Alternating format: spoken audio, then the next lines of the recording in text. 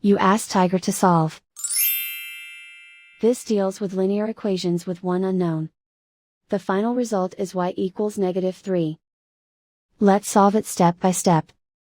Simplify the expression. Group all constants on the right side of the equation. Subtract 6 from both sides. Group like terms. Simplify the arithmetic.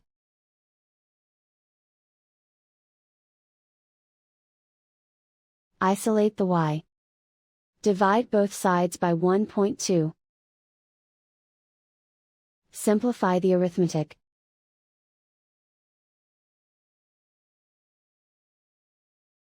And so the final result is y equals -3.